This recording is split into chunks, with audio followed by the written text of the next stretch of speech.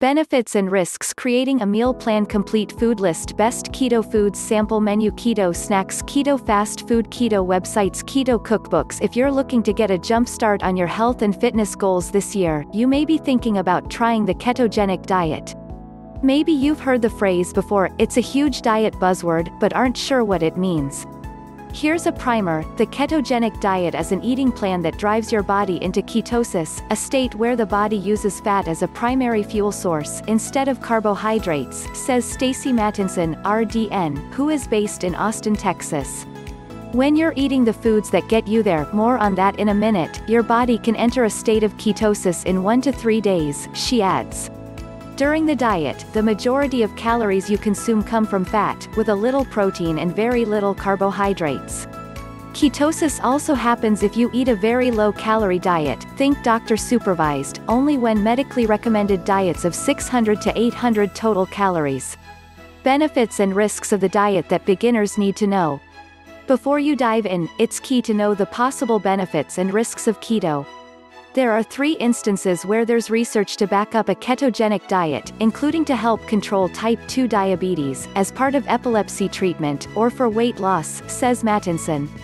In terms of diabetes, there is some promising research showing that the ketogenic diet may improve glycemic control. It may cause a reduction in A1C, a key test for diabetes that measures a person's average blood sugar control over 2 to 3 months, something that may help you reduce medication use, she says. But for people with diabetes, one big concern is you're eating a lot of fat on keto, and that fat may be saturated, which is unhealthy when eaten in excess. The much higher total fat intake is also a challenge among keto beginners. Because people with type 2 diabetes are at an increased risk for cardiovascular disease, there's a specific concern that the saturated fat in the diet may drive up LDL, or bad cholesterol levels, and further increase the odds of heart problems. If you have type 2 diabetes, talk to your doctor before attempting a ketogenic diet. They may recommend a different weight loss diet for you, like a reduced calorie diet, to manage diabetes.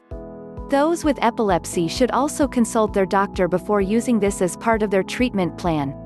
In terms of weight loss, you may be interested in trying the ketogenic diet because you've heard that it can make a big impact right away. And that's true.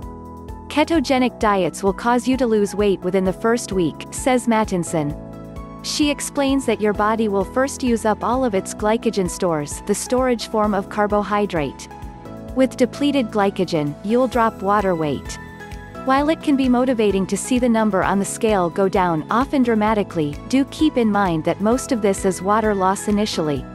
But the keto diet can be effective over time.